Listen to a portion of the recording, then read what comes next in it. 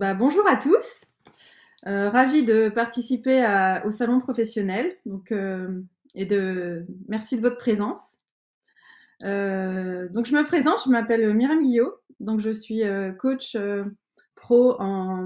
spécialisée en accompagnement au changement, donc consultante en accompagnement au changement, facilitatrice en intelligence collective et créativité, et donc j'accompagne des femmes essentiellement sur des projets de reconversion professionnelle, ou en tout cas des femmes qui sont déjà entrepreneurs et qui ont certains blocages pour bien performer au sein de leur entreprise.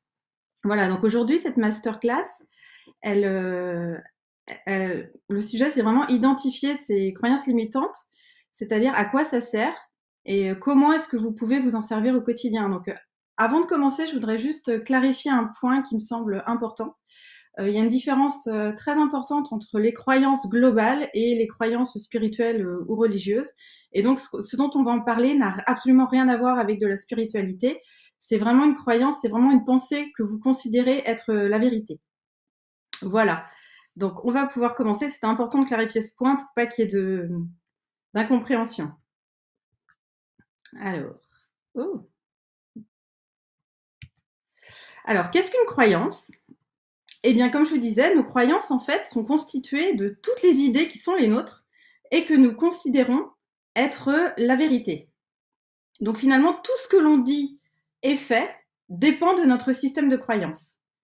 Si je pense que c'est possible ou pas, eh ben, en fait, cela va conditionner le fait de le faire ou pas.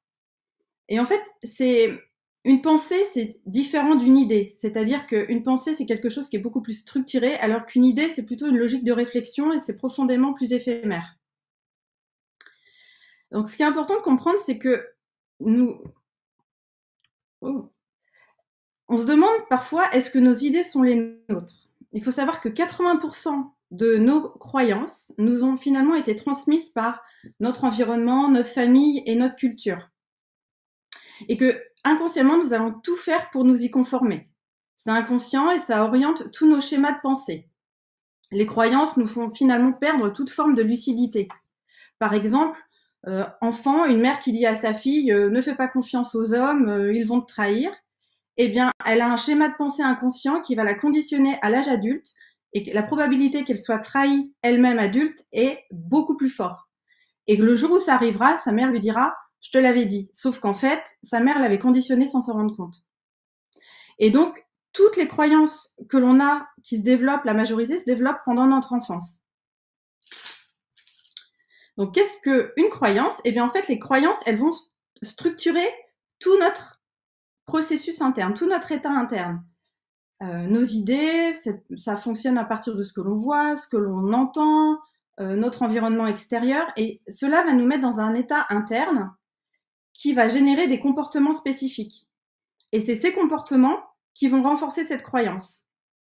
Donc finalement, c'est toujours un processus qui est en boucle et qui revient. Alors, je vous propose de faire un petit exercice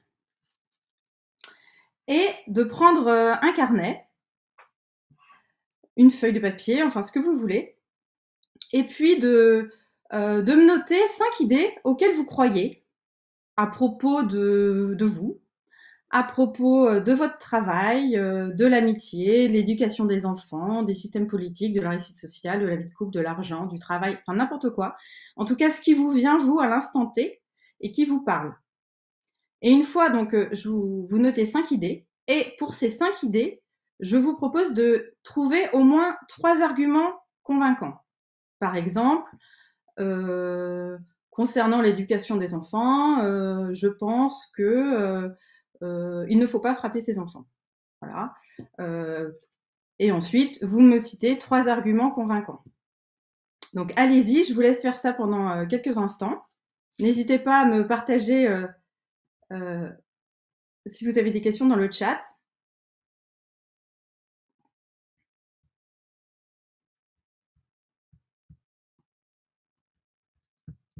Attendez, que je mette le chat. Voilà. Est-ce que c'est bon pour tout le monde? Vous avez tous bien compris l'exercice?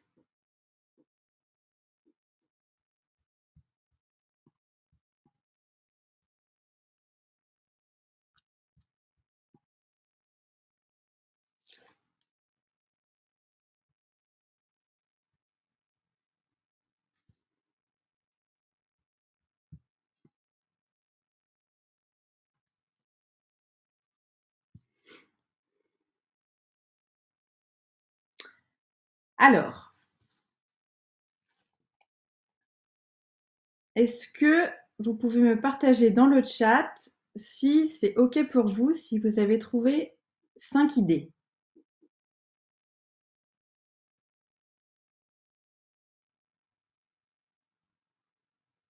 L'idée, c'est vraiment d'être le plus générique possible. Pensez à vous, à votre vie, dans tous les domaines de votre vie, et 5 idées qui vous viennent spontanément.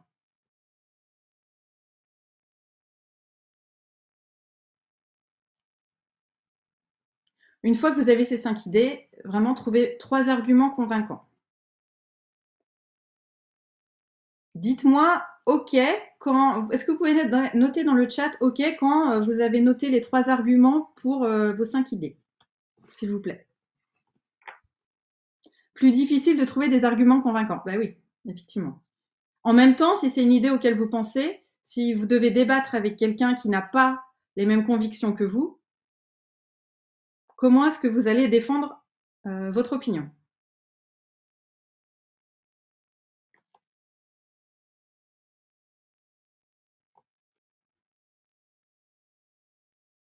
Si vous avez Mais des difficultés à trouver des arguments, oui?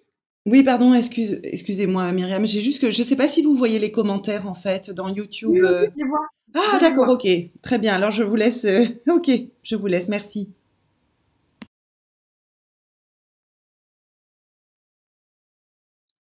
Donc, si c'est bon pour vous,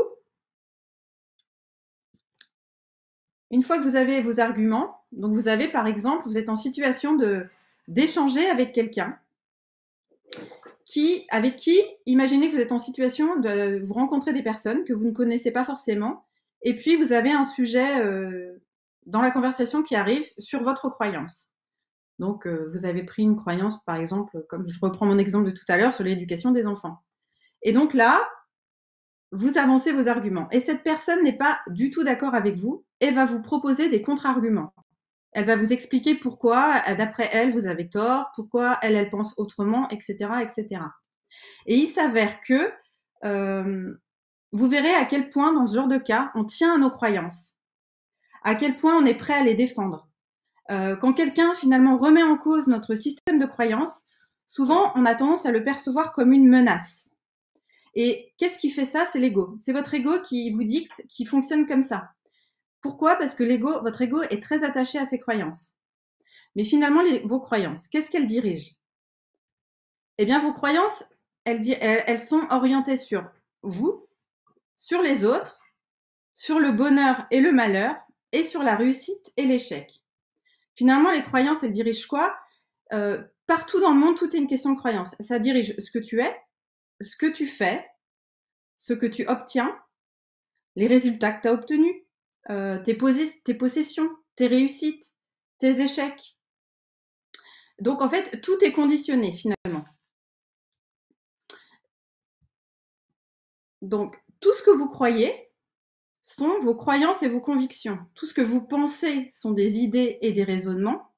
Tout ce que vous ressentez sont des sentiments et des émotions, et tout ce que vous faites sont des attitudes et des comportements. Et finalement, comme je l'expliquais par rapport à la boucle du début, c'est votre croyance en quelque chose qui va vous faire développer des idées sur un sujet, qui va vous générer des sentiments et des émotions à propos de ce sujet, et qui vont générer un comportement et des attitudes spécifiques.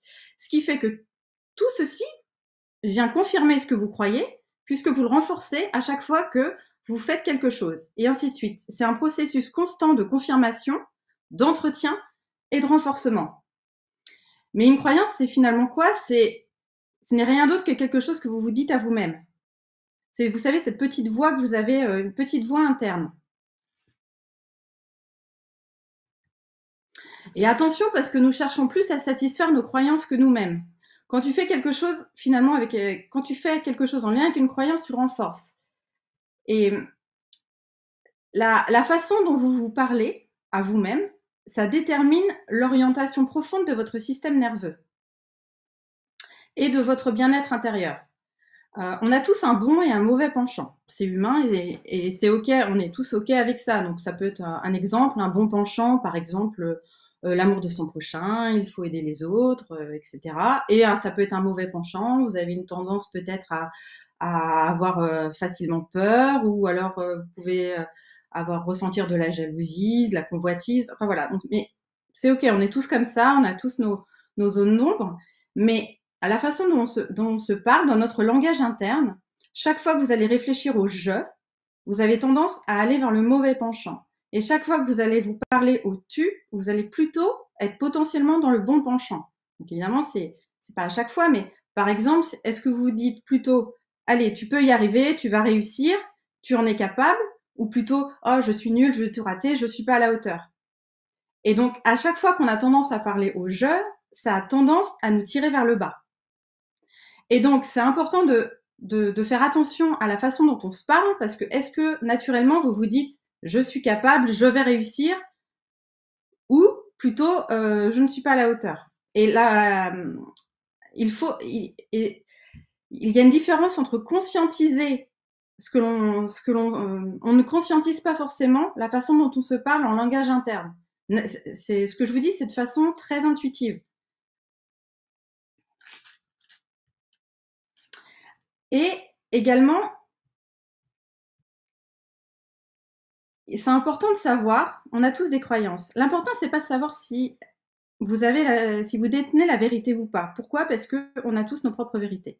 Cependant, l'important, c'est plutôt d'identifier si vos croyances sont des croyances ressources pour vous, ou si elles sont plutôt des croyances limitantes. Pourquoi? Parce que les croyances agissent comme des prédictions, c'est-à-dire qu'il suffit de s'y conformer pour que chaque expérience vienne les confirmer. Et en fait, c'est en cherchant inconsciemment à confirmer une croyance que nous privilégions certains types d'expériences plutôt que d'autres. Donc finalement, c'est vos croyances qui conditionnent votre expérience. On appelle ça des croyances autoréalisatrices.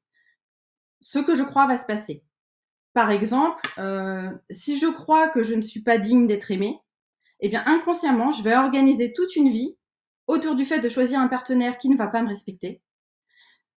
Qu'est-ce qui va se passer? Il va vous faire du mal, il va y avoir une rupture, et donc et ça va renforcer le fait que vous ressentez que vous n'êtes pas digne d'être aimé. Et on s'aperçoit que le scénario qu'on a créé, en fait, il a déjà été organisé et structuré depuis le début. Et c'est très souvent comme ça que ça se passe. Voilà pourquoi c'est extrêmement important d'identifier ces croyances limitantes pour les transformer en croyances ressources, pour que finalement toute votre structure de pensée s'organise de façon à réaliser vos objectifs. Donc, il y a différentes formes de croyances. Donc, les croyances qui sont liées à vos peurs, à vos priorités, aux références, aux critères, aux règles et à la culpabilité. En fait, comment est-ce qu'elles s'organisent et qu'elles se structurent? L'une des plus grandes sources de formation de croyances, ce sont vos peurs. Par exemple, je veux quitter mon job parce que je ne suis pas épanouie, mais en fait, je préfère le garder parce que j'ai peur de l'inconnu, j'ai peur de ne pas savoir ce qui va se passer derrière, j'ai peur de prendre le risque de ne rien avoir derrière. Donc, par exemple, les craintes anticipées sur ce qui n'existe pas, mais que vous imaginez, sont les justifications rationnelles que vous donnez pour expliquer vos décisions. Ça peut être la peur de l'échec, ça peut être la peur du changement, la peur de l'inconnu, la peur des responsabilités, la peur également de la réussite. Pourquoi? Parce que quand on est entrepreneur, finalement, ou quand on veut créer sa société, on a envie de réussir, mais finalement on se dit oui, mais si je réussis, qu'est-ce qui va se passer? Et comment ça va se passer avec ma famille? Comment ça va se passer au niveau du regard des autres, etc., etc. On a également tout ce qui est lié aux priorités. C'est-à-dire que votre bonheur, il est en jeu, mais finalement, son corollaire, le malheur, il n'est pas très loin. Et donc, ça va générer une appréhension et une énergie complètement disproportionnée qui va transformer votre envie en un besoin existentiel. Et donc, pour faire ou ne pas faire les choses, vous allez considérer que c'est une priorité. Par exemple, j'ai quitté mon job, je veux être entrepreneur, mais en fait, j'ai trop besoin de liberté. Et donc, ce besoin viscéral fait que c'est devenu un besoin existentiel qui va justifier une priorité de quitter votre travail. Vous avez également vos références. Alors, les références, c'est tout ce qui est normal ou tout ce qui est, on va dire, dans la norme. Et donc, quand vous pensez par exemple à quelqu'un, vous allez vous dire, ah bah lui, il est toujours en retard. Ou il faut faire attention à son couple. Ou bien il faut bien s'occuper de ses enfants. Enfin, on part vraiment de généralité. Sauf que finalement, ce qui est naturel pour vous ne l'est pas forcément pour les autres. Ce qui s'ensuit des incompréhensions avec votre entourage. On a également comme organisation des critères. C'est quoi les critères? C'est vos croyances, en fait, elles déterminent votre système de valeurs. Et les critères sont les modalités d'application pratique. C'est-à-dire, si par exemple vous considérez, si vous croyez que être entrepreneur fera votre bonheur, que vous avez besoin de vous accomplir par vous-même, que vous avez besoin d'indépendance, vous aurez une valeur extrêmement forte concernant la liberté.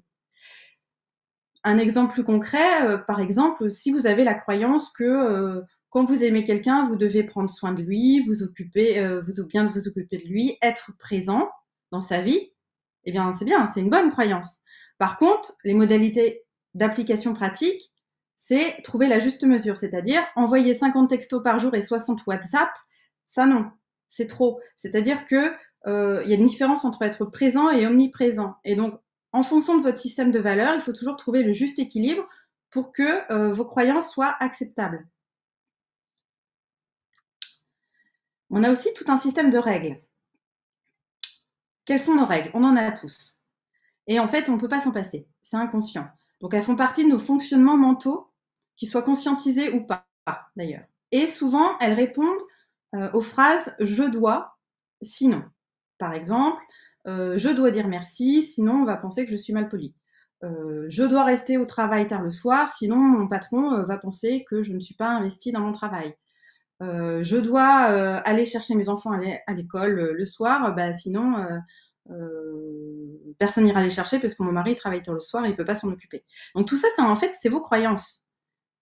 Tout est une question d'organisation et tout est une question de structure de pensée. Vous pouvez tout à fait modifier cela en fonction et changer votre réalité. On a également la culpabilité. Donc c'est quoi la culpabilité? C'est toute cette autocondamnation qui vous empêche d'agir. Vous vous sentez coupable et finalement vous portez un jugement sur vous en retour de votre environnement social. Il faut savoir que 80 à 85% des culpabilités que vous allez ressentir dans votre vie sont des culpabilités sociales. Vous vous sentez coupable en regard de certaines normes et de certaines normes morales. Donc, et si vous violez une de ces normes, vous allez vous sentir mal. Ça peut être au travail, avec vos amis, dans votre microcosme familial. Et il faut faire très attention à ça parce que notamment dans le microcosme familial, parce que ce sont des personnes qui vous connaissent extrêmement bien. C'est souvent dans cet environnement qu'on est le plus naturel et que les gens nous connaissent le mieux. Donc, attention à l'impact de la pression familiale. Si par exemple, vous avez grandi dans une famille où on vous disait, bah non, il faut pas couper la parole, ou on ne parle pas de sexe à table, ou ce genre de choses, eh bien, inconsciemment, vous allez être conditionné ou on ne coupe à ne pas oser, ça va vous transformer dans une incapacité à l'âge adulte à exprimer certains besoins. Donc, par exemple, si vous savez que quand vous êtes enfant, quand vous avez envie de vous exprimer et qu'on vous dit ne parle pas maintenant ou écoute les gens avant de parler, finalement, ou on ne dit pas certaines choses, ou bien toute vérité n'est pas bonne à dire. Ce sont des choses qu'on a entendues enfant. On ne comprend pas forcément le sens absolu en étant enfant, mais ça vous conditionne. Et arrivé à l'âge adulte, vous n'arrivez pas à exprimer clairement vos besoins et vous allez vous sentir coupable dès que vous allez le faire. Donc c'est pareil, quand on identifie ce genre de choses, ça génère des frustrations qui peuvent être totalement libérées. Alors comment est-ce qu'elles se forment justement nos croyances? Elles sont essentiellement formées durant vos premières expériences.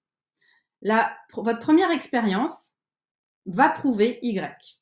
C'est ce qu'on appelle une équivalence complexe. Par exemple, votre cerveau va toujours retenir en premier ce qui a été dit ou ce qui a été vécu en premier. Si on vous a dit quand vous êtes petit, vous êtes nul en maths, je sais pas, vous aviez 6 ans, et ben ça va rester bloqué. Et à chaque fois que vous allez devoir ensuite continuer, eh bien vous allez vous sentir nul. et ce qui va générer une situation d'échec. Ou par exemple, la première fois que vous avez pris la parole en public, ça peut être à l'âge adulte, au travail, mais ça peut être aussi enfant à l'école. Si ça s'est mal passé, si vous aviez peur, si vous avez été ridiculisé ou quoi que ce soit, ça va générer un traumatisme inconscient qui va faire qu'à chaque fois que vous allez reprendre la prise de parole en public, vous allez avoir peur, vous allez être anxieux et la probabilité que ça se passe mal, elle est beaucoup, beaucoup, beaucoup plus grande, ce qu'on appelle la relation de cause à effet. Finalement, puisque vous vous sentez nul en prise de parole en public, à chaque fois que vous allez devoir parler, ça va mal se passer. Et ça, c'est à cause de votre système de croyance. Donc maintenant, je vous propose de faire un petit exercice. Vous allez vous allez réfléchir à une croyance qui, d'après vous, a été une croyance ressource dans votre vie et à une croyance qui potentiellement est limitante.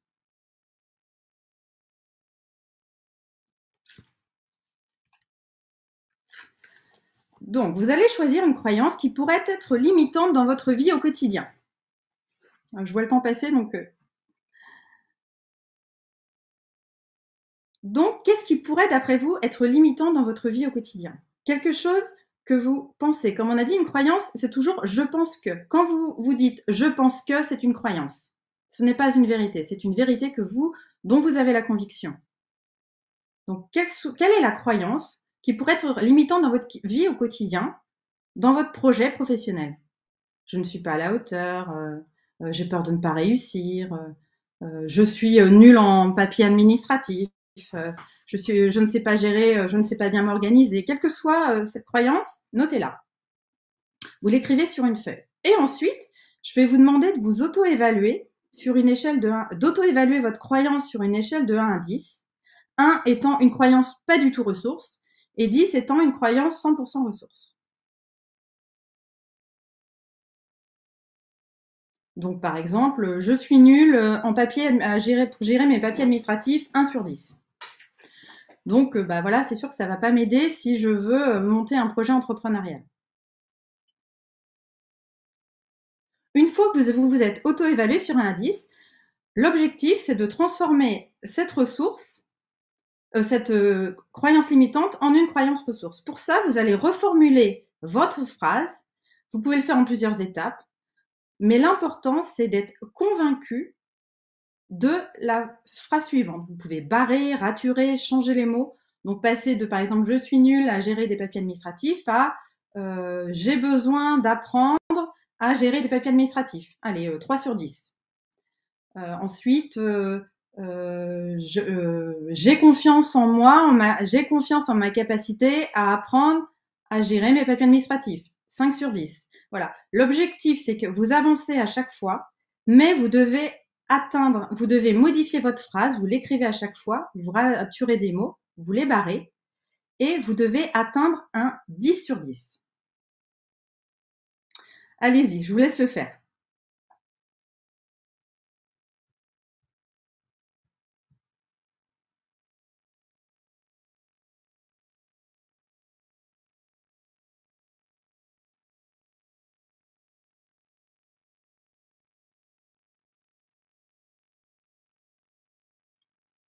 Je vois à côté, mes parents ne veulent pas que je quitte mon CDI car ils ont peur pour moi. Alors, oui, effectivement, en fait, c'est vos parents qui vous projettent leur propre peur. Et en fait, c'est comme ça dans la majorité des cas de votre entourage. Quelqu'un qui dit « Oui, c'est bien ton projet, mais t'es sûr que blablabla », ils ne vous veulent pas du bien. Ce sont toutes les personnes qui émettent leur avis, finalement, vous partagent leurs propres croyances et vous projettent leur propre peur. Et il faut absolument réussir à changer son mode de croyance pour ne pas se laisser influencer par les projections des autres.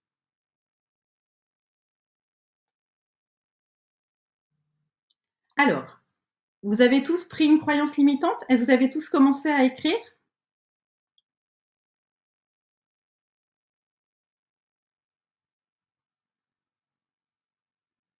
Je pense qu'il faut faire beaucoup d'efforts et de patience pour réaliser ses rêves. Ah bah, très bien. Alors, l'objectif de cette phrase, par exemple, si tu pars de cette phrase,